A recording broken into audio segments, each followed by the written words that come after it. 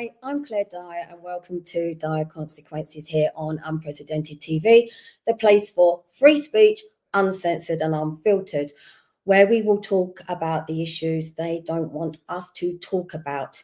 You can find us on YouTube and X. So if you haven't already, please do like, subscribe and turn on those notifications so you will never miss an episode. Here, we dive into the stories shaping our communities and the people fighting to make a difference. Today, we're confronting one of the most urgent and heartbreaking issues that is facing our streets, and that is knife crime. Across London and UK, it's a crisis that continues to claim young lives, tear families apart, and leave communities living in fear. The numbers keep rising, but behind every statistic is a story of loss, of survival, and of resilience. Joining me today is Courtney Barrett, a passionate campaigner and founder of the campaign Binning Knives Saves Lives, also known as the Knife Man, who's been working tirelessly to raise awareness, support those affected, and push for stronger action and understanding. We'll be talking about what's fueling this epidemic, how it's impacting people, and what can be done to stop the cycle of violence before it starts. So I'd like to welcome to the show Courtney. Hello, Claire. Hello, everyone. Hi, thank you so much for coming on today. It's good to see you. You're welcome. Thank you for having me.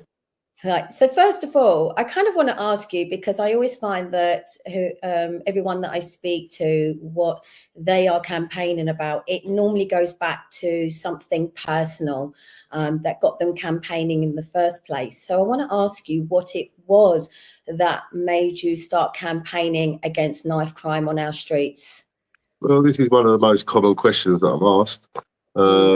Basically, in around about right at the end of 2018, there were loads of stabbings and lots going on, violent stuff going on, especially in my borough, which was the Waltham Forest, where I lived at the time.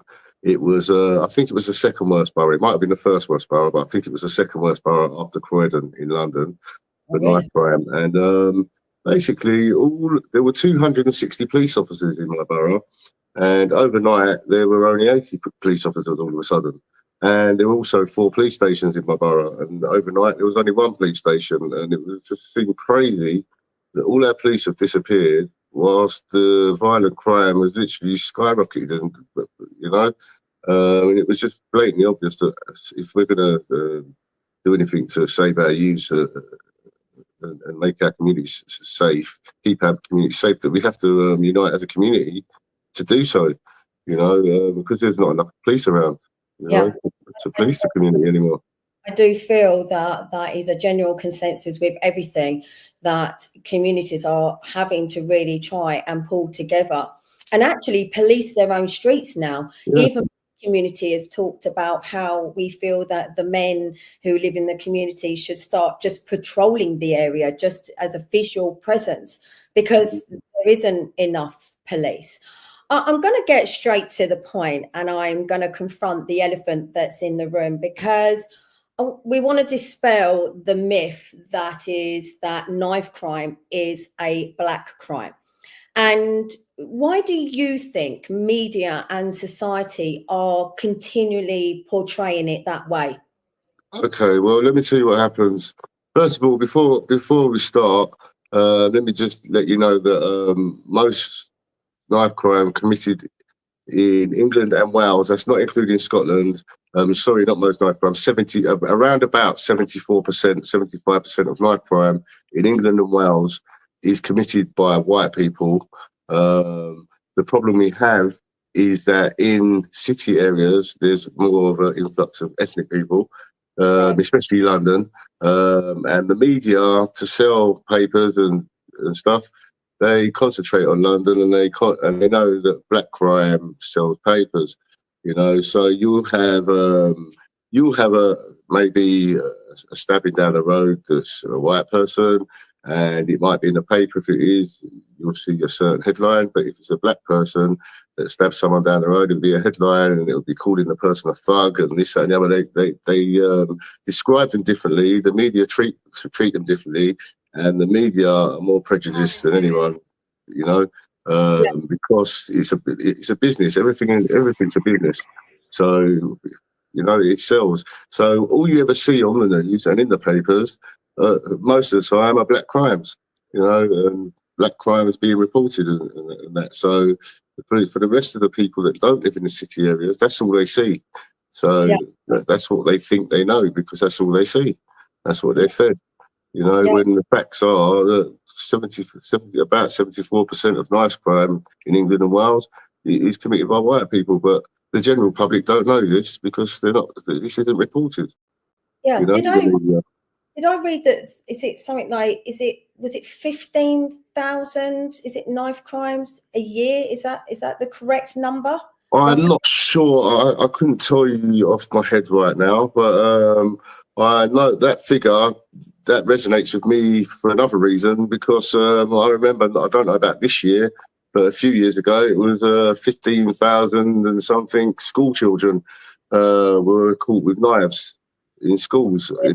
That's how many school kids were caught with knives. And it's crazy to think 15,000 school kids are caught with knives in a year.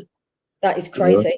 And is this a selection of knives that you have obviously handed into you? Yes, these knives we get. What we do at Binning Knife Saves Lives, we obtain knives by various methods. The method that the media always focus on is the knife being on the streets, but we also go from door to door, which spreads awareness to parents who are they're clueless. They don't know anything because nobody's educating anybody. So parents are clueless, youths are clueless. So we go around door to door and educate the parents. We go and do talks in schools and youth centres and whatnot, and educate the youths. It takes me 2 minutes, not even that, when I knock on somebody's door. The person will be clueless. You give them a few facts and figures, and all of a sudden they want to bin their excess kitchen knives, because 70% of knife crime is committed by using kitchen knives. And kids are scared at the moment, and they're taking. Some kids are scared. Some kids think it's a fashion. So a lot of kids are taking knives from kitchen drawers, putting them in their school bags, and taking them to school. Do you think that with the rate of sort of bullying and also online bullying that is going on now, that a lot of children are now obviously having knives on them as a form of protection as well? Yeah, this is exactly what's happening. It's not just children either; it's adults as well. The amount of, especially men around my age, around 50 years old, they've given up hope on the police. They want to defend themselves if something happens. That's what they think. That's their mindset. Which is the wrong thing to do, because if you carry a knife, you've got about an 80% more chance of being involved. Yeah. In a crime, becoming a victim, Or becoming a victim. Yeah. Do you think that if we didn't have such sort of stringent gun control laws, that we would be substituting knives for guns like they do in the US? I've never really thought about gun laws. I kind of think about things that are actually there in front of you. Gun laws, it doesn't concern me because we don't have gun laws. What does concern me are the amount of guns that are in our country and on our streets, considering we don't have gun laws, especially the amount of those guns that come from police. It can only come from the police, So how are the criminals getting these guns from the police? This is what's worrying for me. So along with your campaigning, the studio did pull up a video just now. They were just playing a video a minute ago. If they can bring that back up, and we'll play that, because I believe that is to do with you obviously retrieving knives and taking them to City Hall, I believe. Okay. He's doing so terribly wrong. He isn't doing anything. That's what's so terribly wrong.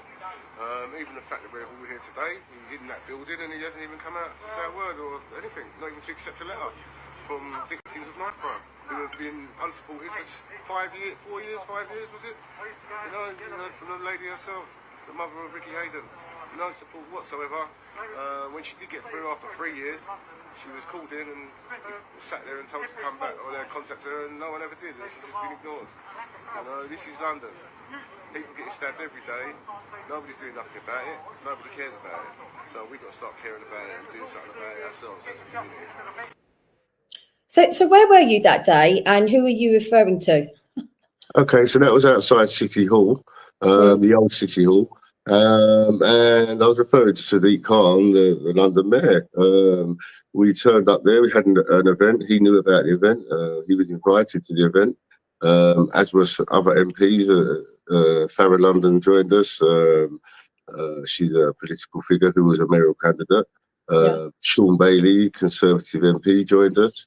So we had loads of bereaved mothers, including Jodie Chesney's mum and Ricky Hayden's mum. And Jodie and Ricky's mothers had written a letter for Sadiq Khan. And we also had 11,000 knives that we wanted to hand into Sadiq Khan to show him that London isn't safe. And he refused to accept the letters, and he refused to accept the knives. You know, and he didn't even come out and say a word or anything. You know, and these people who are the most unluckiest people in our society, and who are Londoners who he's supposed to represent, who he's been on the news claiming to support. We're going to play the next video, which I believe is when you tried to hand the knives into City Hall. If the studio can put that up, please. Collected from the streets of London that we're going to be giving to Sadiq Khan today. We don't feel that he's been doing enough to reduce knife crime in London. We're sick of the state of our streets in London, and we're sick of families, victims of knife crime, who aren't getting any support whatsoever. So that's why we're here today.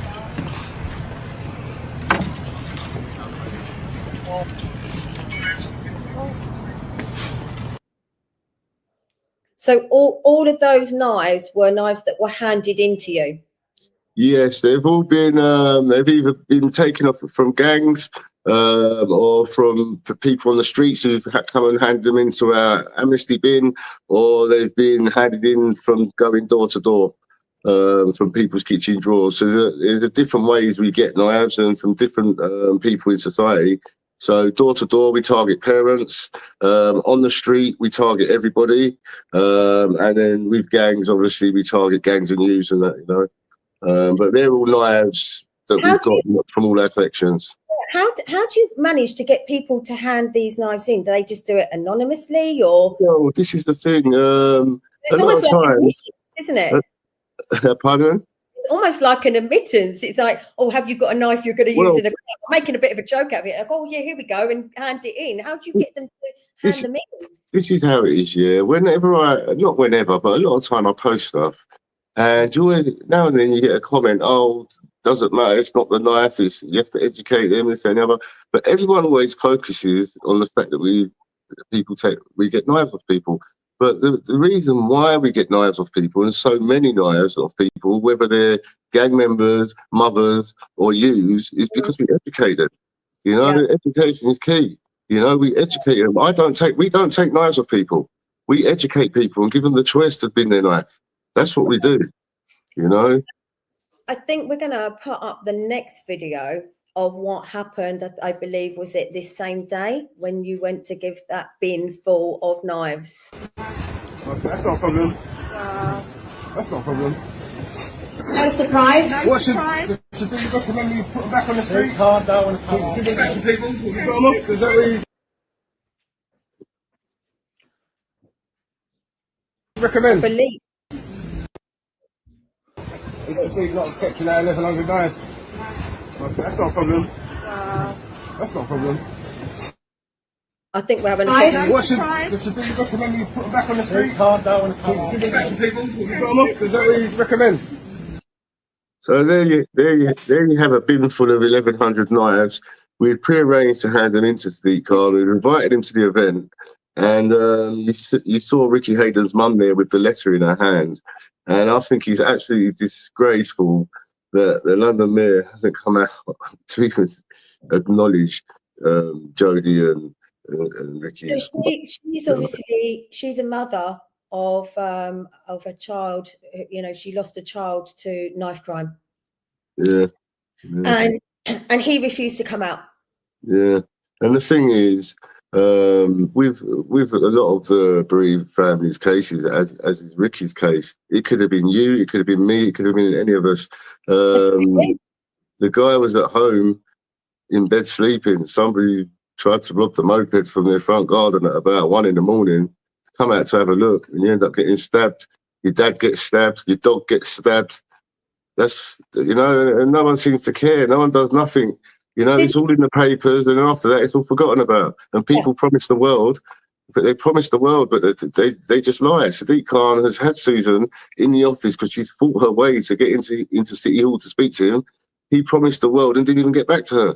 And this is what I find so shocking, and what I can't understand, that you have people in power like the Mayor of London, and he is confronted on this in the GLA all the time about the fact that crime as a whole is going up, that, especially knife crime is going up, and he refuses to acknowledge it.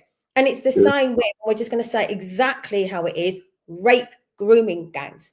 He refuses to answer, he lies. To me, that says that this is somebody, like you've just said, doesn't care. And if he doesn't care, and if across the board, in a way, our government doesn't care, how can we expect anything to change when it then filters down the line to our police and also our policies?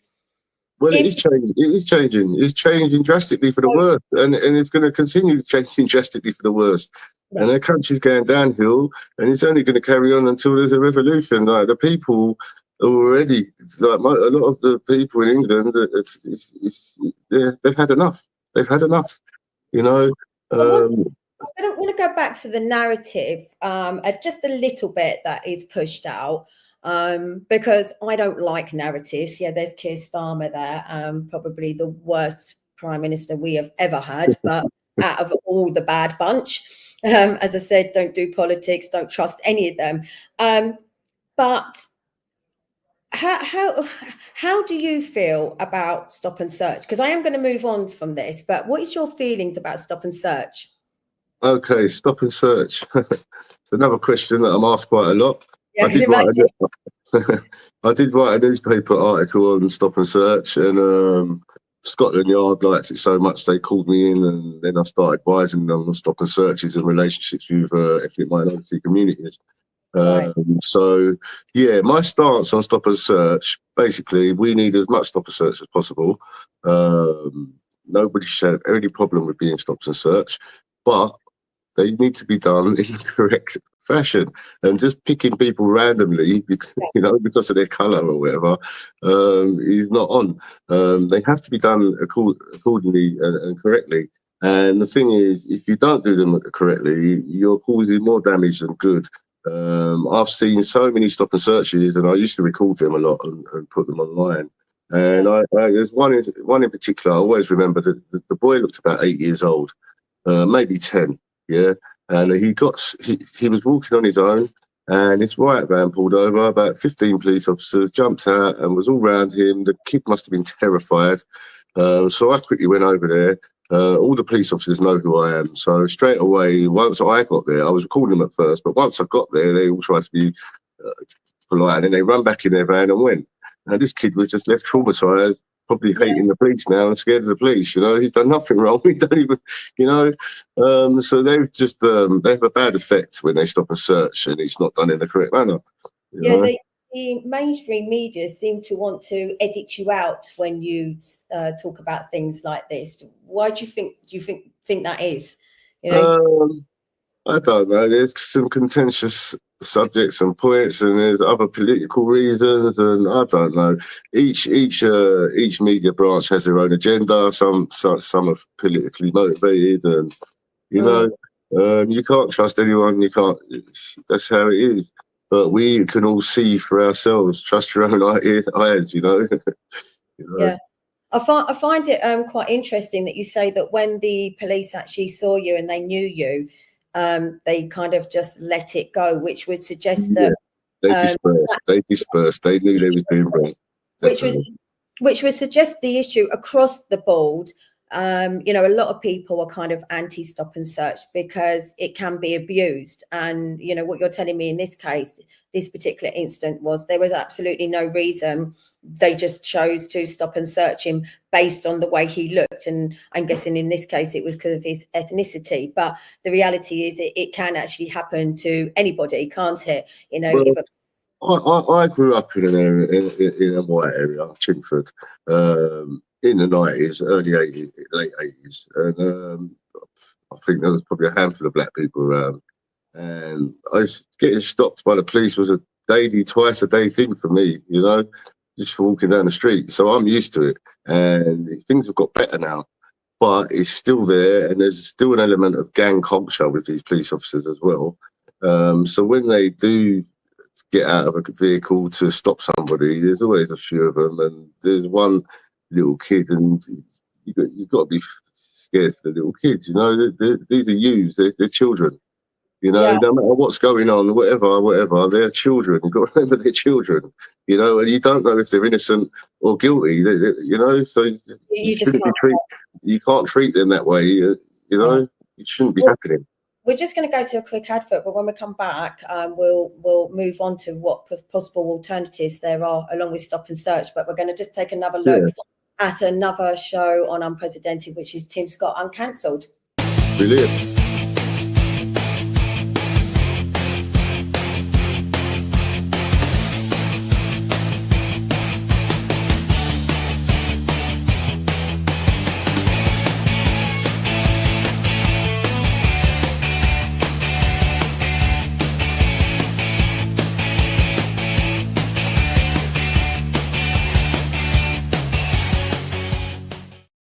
So that was Tim Scott Uncancelled here on Unprecedented TV, and you can catch that with all the rest of our shows. Welcome back, Courtney.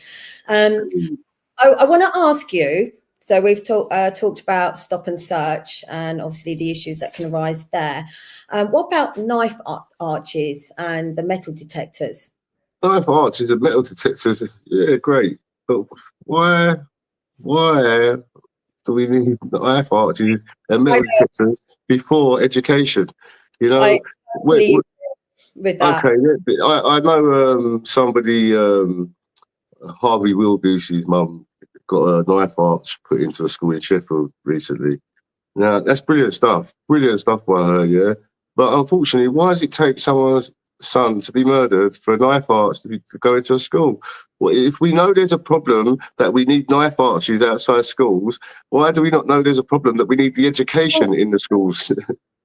I agree. I mean, I always said it, it's every bit that you do, it all comes together. Not one thing is going to cure this. I've always said with everything, it is education, and it actually starts in primary school. But in the meantime, you have got a problem. You have got people having an issue with stop and search, whether it's based on the colour of their skin or whether the police that day just happened to be on a bit of a power trip or whatever, just any reason. People have got an issue with that.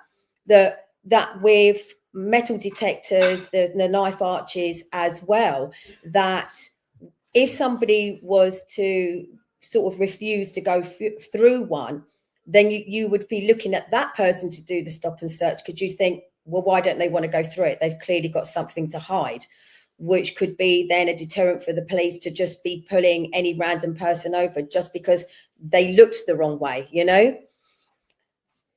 The thing is, in this day and age, we all know about knife crime. We know there's an epidemic. Everybody knows about knife crime. So if I'm walking down the road and I'm asked to go through a knife arch, I've got no problem with it, because I understand we need to be safe. It's the same way when I get on an airplane, I get stopped by security and searched. Thank you for stopping me and searching me and everyone else, so that we're safe. Are you still there? Yeah, I'm still here. Oh, you're back. Yeah, I'm still here. We both disappeared then. Okay. Yeah, I was saying it's the same as if I go on an airplane. If I go for a knife, you have to go for a metal detector. You have to get searched to get an airplane. And I thank them very much for searching me and for searching everyone else and for keeping us safe.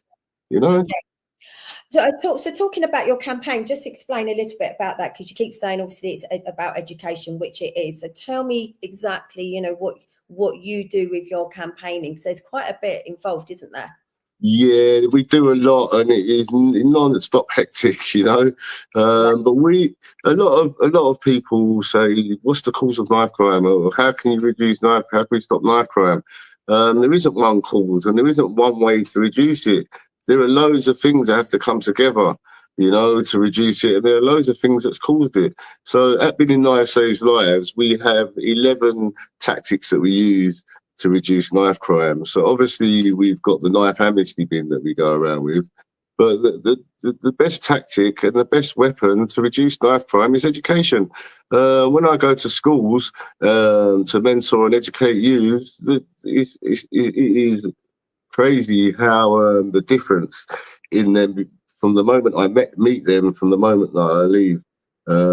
And they continue it on, and they're really into it, and they want to be safe, and they want to keep each other safe, and it almost builds a bond and a unity between the school classes and the school children, you know. And the education, like I know I've been to a school and I've had two youths who I've worked with the Met Office and Yorkshire Police and an organisation called NICI. Together, we created an anti-knife crime app to keep families safer. This is kids that were laughing and joking when I first walked in the classroom, didn't have a clue about knife crime or safety. They just thought it was all funny and stuff, you know. And the education is crazy what it can do for the children, and it gives them a sense of unity, a sense of hope, and a sense of ambition and achievement, you know. And I'm so proud of some of the kids that I've mentored, honestly, and even gang members as well. We've taken them off the streets, put them into courses, into workplace placements. They've all done amazingly, you know, and kept out of trouble, and they earn a wage, and they're part of the community and contribute to the community, you know. So it's education that does this, you know. Though, you know, because obviously teenagers aren't the easiest children to reach. I have 5 children of my own, and I quite often find that what I say goes in one ear and out the other. How do you actually reach them? Because you're saying education, but how do you actually reach them to the point where they listen to you and they're not throwing chewing gum at you from the back of the class? I'm human, yeah. My kids don't listen to me either, yeah.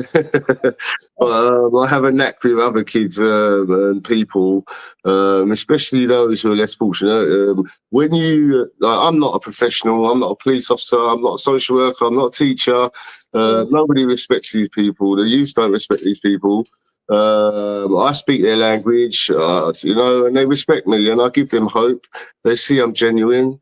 You know, and that's all you need. That's all you need. You just need to be genuine and give them some hope.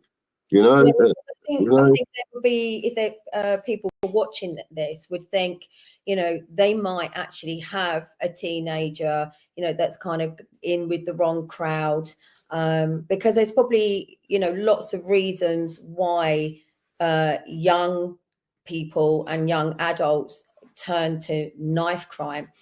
And they're probably thinking, well, I don't know how to reach my child. You know, I don't know how to, you know, make them understand. So what are some of the basic sort of tools that you use to get these children to sort of understand what it is you're trying to say to them? Well, there's two things going on at the moment. You've got your kids who are carrying knives for bad reasons, yeah, and then you've got your kids that are carrying knives because they're scared, you know, or because they think it's fashionable or whatever, yeah. So there's different reasons that kids are carrying knives, you know. You'll find that the kids that are scared. So if you're somebody who's got a kid who's a bit placid or whatever, I'd usually advise you to lower the content of your knives, your sharp knives in your house to those that you only need. Check them every day.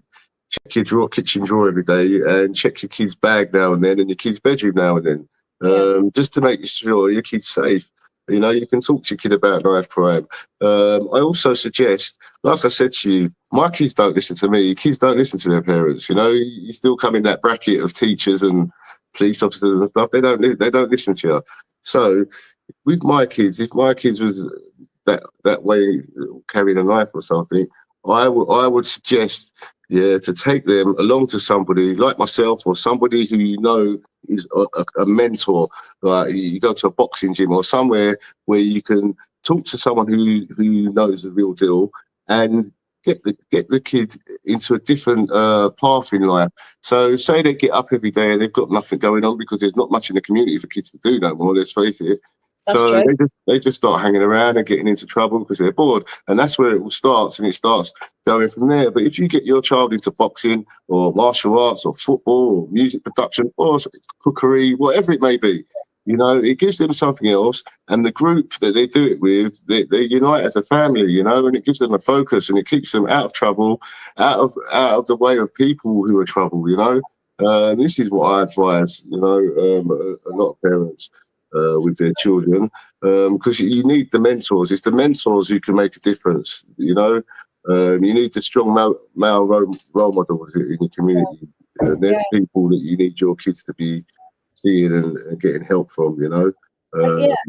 I also understand as well as part of your campaign that you have introduced, is it bleed kits? So that's part of your campaign and your fundraising to get these into the community, a little bit like defibrillators, I'm guessing. Yeah, this is one of our tactics. So you've got the Daniel Baird bleed control kit. It is a life-saving piece of equipment. When Daniel Baird was murdered, his mum came out with these, and they have saved so many lives to the point where every ambulance in the country now has one of these, and this is what they use. So when you get stabbed, pardon? So what is it? What is part of this bleed control kit? Okay, this bleed control kit, it contains everything you need if you've got a serious bleed. So if you get stabbed, if you're in a car accident, anything like that, it's got your tourniquet, it's got everything in there, your chest compression thing and all that kind of stuff, bandages, everything's in there you need, even a pair of scissors to cut your jeans off and stuff. But the point of these is that they have them in the ambulances. Now, if you were to get stabbed on the street or anywhere and call it, the passerby finds you, you've been stabbed and someone calls an ambulance, the ambulance is going to take about 15 minutes to get to you on average, by which time you'll be dead because you'd have bled out. You bleed out in about 5-6 minutes. With these bleed kits, if there's one of these within a few minutes away from you, these are registered with the London Ambulance Service or with whatever ambulance service in your area. Now, if the passerby phones 999 and you're stabbed, what will happen? The operator will tell you there's a bleed control kit in the shop down the road or in the pub round the corner, and they'll stay on the phone with you and direct you to that business, and they'll stay on the phone with you till you get back to the victim and stop the bleeding and save the guy's life until the ambulance arrives. That's the point of them. And when they tried this in America in a state for 1 month, it proved to reduce fatalities by knife crime by 90%. So they're essential life-saving bits of equipment that we need all over the country. We need them in as many places as we can, you know. Yes. So are these all quite widely circulated already? Well, up till now, Been in Knives Saves Lives, we've installed around 400 around the country.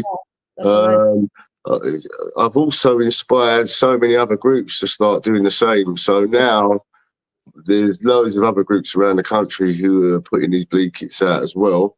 So it's brilliant. Was this all done through your fundraising? Yes. Basically, we've never been funded at all. We've never had a penny, so I paid for it all out of my own pocket, basically. But I've had about, I think it was 2,800 in donations as well. But that was for other things, that the donations and the money that I spent.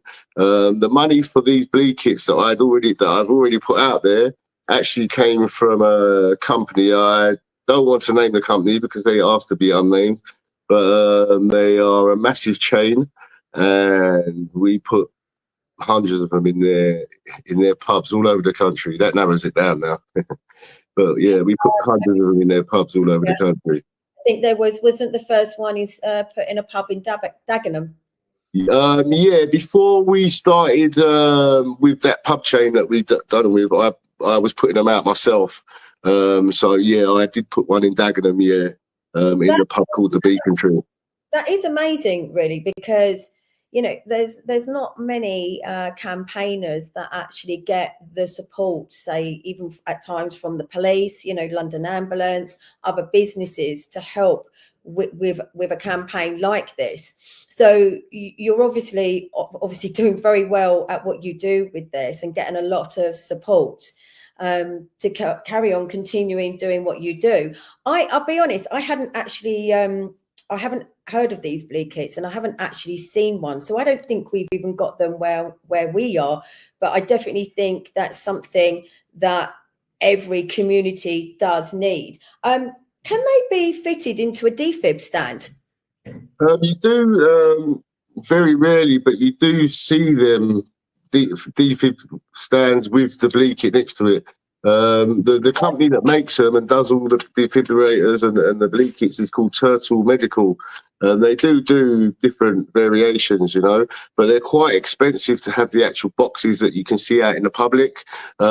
We don't buy them because they cost a lot of money, so we just buy the actual bleed kits and we install them behind the bars or behind the counters in shops or wherever we can, But to install it out in the public, you need to get the permission first, and you also need a lot more money for the actual box that it goes in, Right. Okay. How much does each one of these actually cost?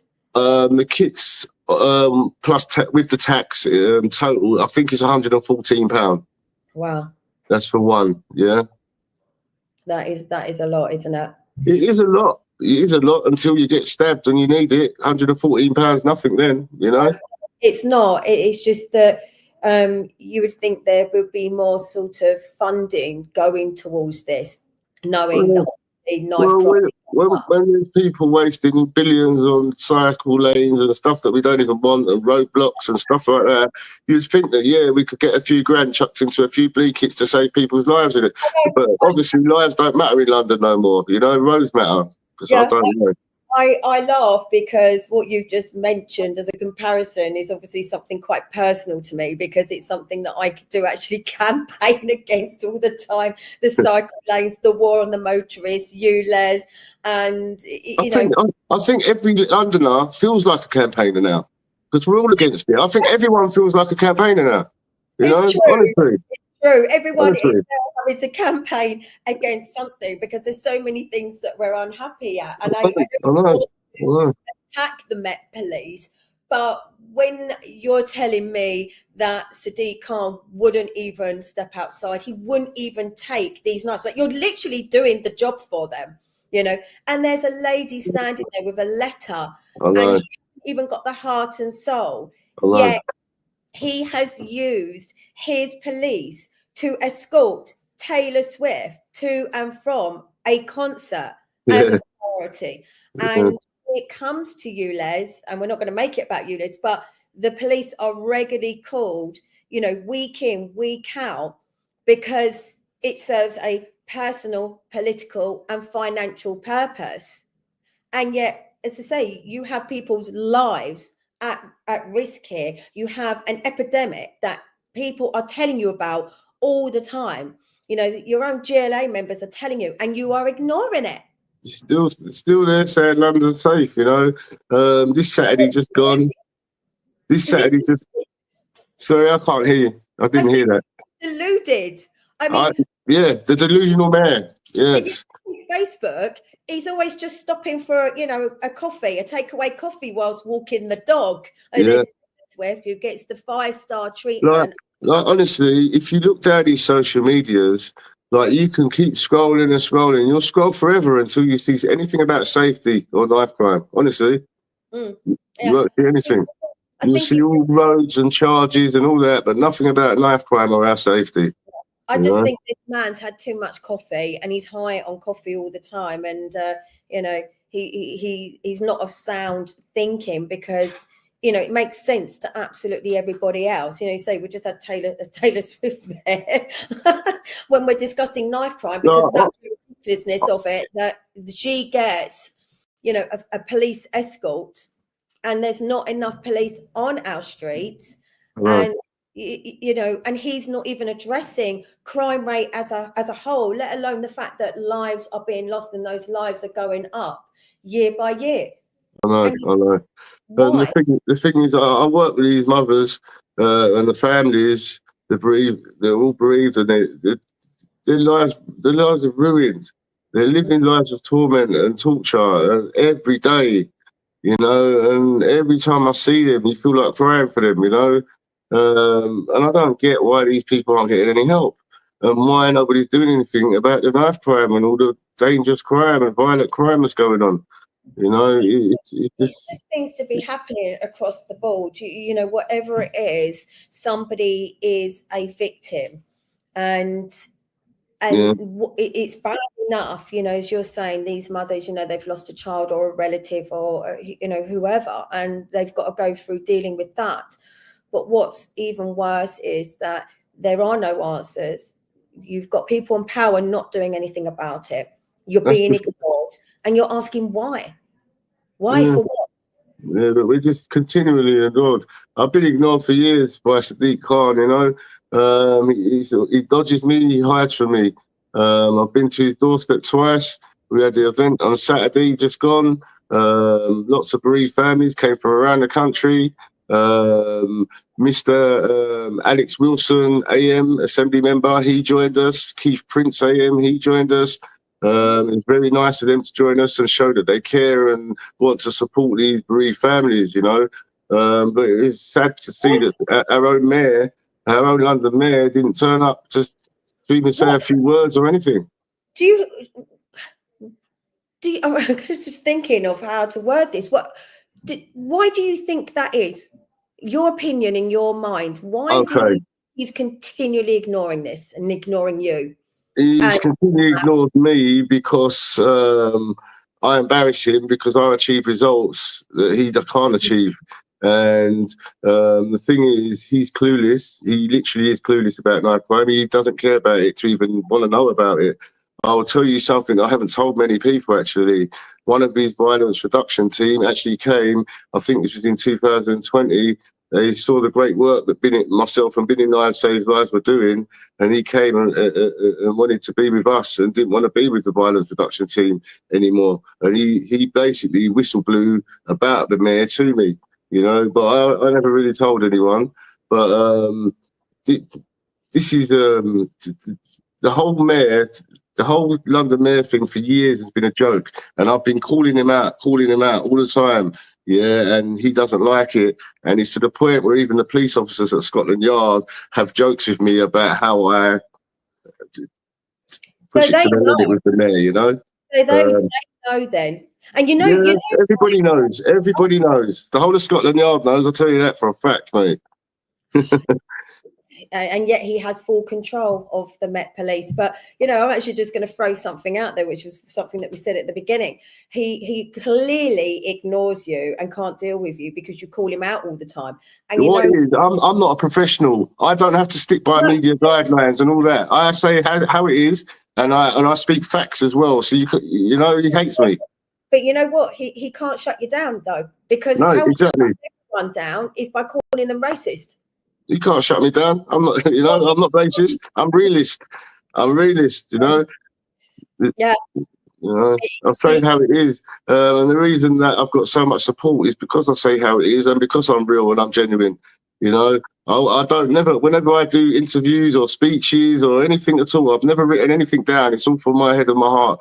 Yeah. You know, I don't need to write stuff down. I don't need to beat about the bush. I don't need to lie. I say exactly how it is. You know, there's no benefit for me. The only people I want to benefit are the whole of London and all of the bereaved families to get the support that they deserve. Yeah, you know? And the people, because you care about people. But on the flip side of talking about support, wasn't it Waltham Forest, the council? They tried to fine you for littering because people were putting up your flyers about. Right, let me tell you how it was. obviously, I started in my first borough when we launched Winning Lives Saves Lives. When I started, I emailed the council, and they gave me permission to put my flyers up, my posters up here. So I went out with some of my team for about a whole week straight. We was plastering these flyers all over the borough. And then we plastered them over the borough. We had a couple of events. We done amazingly. After 6 months, knife crime reduced by 34%, whilst it rose in every other borough because of our efforts. And they were totally embarrassed because we were doing what they were supposed to be doing. And then from that moment, they tried, what happened, Stella Creasy, the MP for Waltham Forest, ignored me. And then she went in the paper and said that, no, I'm lying. So I then went to the paper and showed them the emails and my missed calls, the call attempts, and proved that she was the liar. And they put that in the paper. From that day, she got her online army to hate me and try to demonise me and tried every trick in the book to shut down Winning Lives Saves Lives. Then they tried to fine me. They tried to fine me £600 times however many hundreds because basically I had a big event with Sean Bailey and the Sun newspaper were filming us, and the top police officer was joining us, and Farrah London was joining us, and they was coming on the event with us. So we put up the flyers as we always did because we were told we were allowed to. And after the event, the council sent one of their people out to take one of the flyers down, and then they decided to try and tell me that I have to come in for an interview with the police. They're going to arrest me, and they're going to fire me. And I then emailed them and told them, you're fine to arrest me. I'll be there on a given date and time. I'll be there with a reporter from the Sun, as I'm allowed one person in the interview with me. And you're about to make a national embarrassment of yourselves. 2 hours later, I got a response saying they're dropping everything. So that was it. All right. So you basically put them right in their place then. Yeah. Unfortunately, we have run out of time. We really have. It's gone quite quick. But what message would you actually give to people from all backgrounds who might feel that they are caught in the cycle of knife crime or, in that environment? What message would you send to them on a final note? For those guys who think they're in that kind of lifestyle, believe me, give me a shout. winningknivesaveslives@gmail.com. I can help you out. We'll get you some work. We'll get you onto a course. We'll do something. Trust me, we'll get you out of that lifestyle. For those who aren't into that lifestyle, make sure you stay safe. Keep your wits about you. Don't carry a knife to protect yourself because it'll put you in danger of being stabbed. Honestly, the best thing to do is stay clear. If you see anyone with a knife, stay well away from them and let an adult know or let somebody know in authority know. Yeah.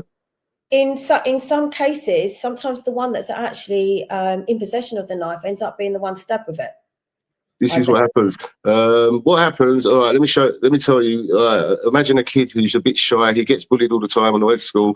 So today he's thinking, I want to carry a knife to protect myself just in case. The just in case happens. He pulls the knife out. He's got 66% more chance of being stabbed with that knife himself. He's never used a knife before. He will freeze when it comes to time to use a knife, whereas his attacker or the bully will probably be more inclined to get the knife off him and stab him with his own knife. This is what happens about 2/3 of the time. Right. Well, thank you for coming on today. You need to keep me updated with your campaign and any future demos that may come up, because if I can... will do, Claire. Don't you worry about that. Thank you so much for having me. And please, guys, do donate to winningknivesaveslives@gmail.com. That's our PayPal, for bleed kits. We need as many as we can get all over the place. Yeah, and if I can get to a demo, I certainly will. So please let me know, because listening to all of that, you are doing absolutely amazing work, and it seems that you've got a lot of support from obviously those in some authority, whether it's not our mayor or our government, but you're doing great. So thank you so much, and I'm sorry we've run out of time. Thank you for having me. Take care, stay safe, everybody. Yeah, you too. So that brings us to the end of today's episode. Knife crime continues to cast a long shadow over London and communities across the UK. But conversations like this one remind us that change is definitely possible when people come together, speak out, and take action. A massive, huge thank you to Courtney Barrett from the campaign Binny Knives Saves Lives for sharing his insight, his passion, and tireless work in tackling this issue head on. He's achieving amazing things. And thank you to everyone listening. Awareness starts with all of us. If you have been affected by knife crime or you want to learn more about how to support prevention of the effort, then please contact the knife man, Courtney Barrett. You can just find him quite easily in a Google search. If you put in Courtney Barrett, the knife man, or his social media accounts do come up on there. So please let's keep this conversation going. Share this episode, talk about it, and be part of the movement to make our streets safer for everyone. So until next time, I'm Claire Dyer. This has been Dyer Consequences on Unprecedented TV on YouTube and X. Please follow, like and subscribe. Stay safe, stay aware, and keep looking out for one another. Thank you.